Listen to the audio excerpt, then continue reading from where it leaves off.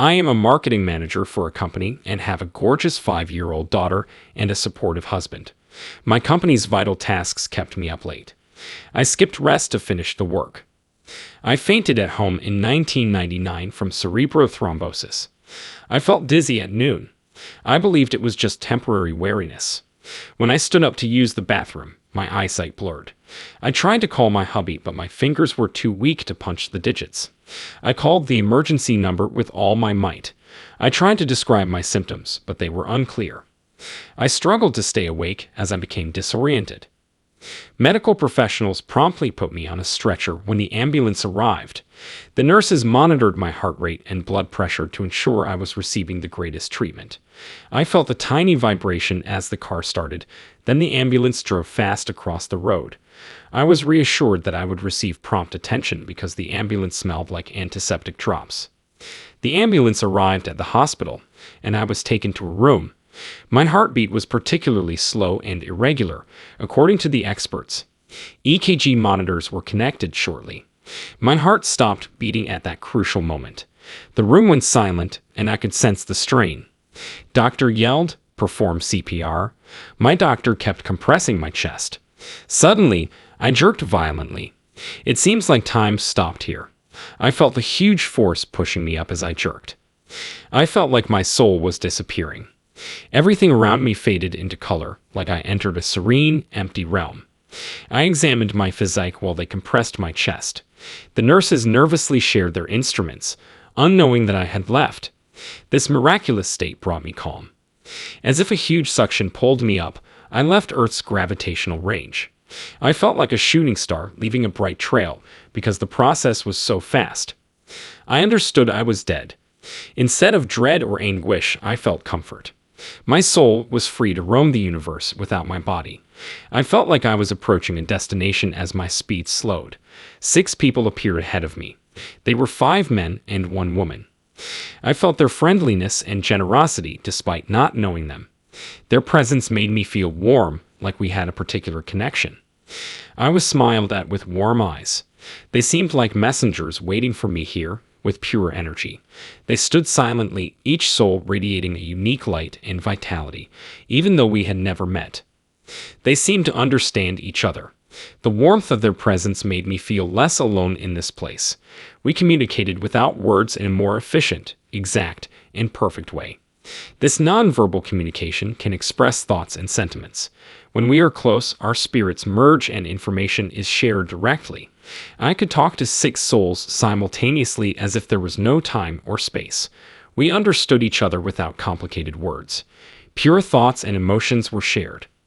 In our conversation, I observed several disparities. One man suggested sending me back to Earth because my time had not come. The woman disagreed and said my choice should be respected. After some stillness, the woman asked me, "Would you like to come home with us or return to Earth and continue your life?" I was confused by her question. Asking her, "Do I have another home besides my home on Earth?" the woman said, "Your soul has a specific home. It is a place beyond reality where your spirit finds love, freedom, and freedom from bondage and pain." I said, uncertain, "Please tell me about my other house. Can I see it there?" She nodded and continued, "You decide. Whether you return to Earth or come home with us, your soul will return." I followed the woman, who smiled and extended her arm. The other 5 males likewise smiled at me. They led me away from my old surroundings. Our speed increased, and the scene changed swiftly, like a dream. We arrived at my other home soon. This place smelled like flowers and had a picture-perfect sky. Warm, mellow sunlight filled the area. It seemed like time stopped here. There was only timeless peace. The lake was mirror-like, and fish swam freely. The silky white sand by the lake pleasantly floated over the toes, providing a warm and comfortable touch. Humans and animals coexisted fearlessly. Small animals ran cheerfully on the grass as birds chirped in the treetops. A brilliant light flashed in front of me. A white-robed person emerged in the dazzling light. The robe's silky fabric seemed like white clouds woven into. The robe's collar and cuffs had beautiful needlework that sparkled like stars. His hand rested on my right shoulder, and a small white ribbon was around his waist. When it touched me, his face gradually cleared. Warm eyes and long, thick brown hair characterized him. He showed me unconditional love and attention. He looked at me and spoke gently. "Son, you came here for hard answers. You must decide now. Do you wish to return to Earth and live again, or stay here?" Looking into his eyes, I sensed his love and caring. I felt a force inside me guiding me. I breathed deeply and replied, "I feel everlasting calm and harmony here. I want to stay, but I can't leave my kids. I want to see my relatives on Earth." Smiled and nodded, his eyes showing excitement and support. "My kid, you chose well.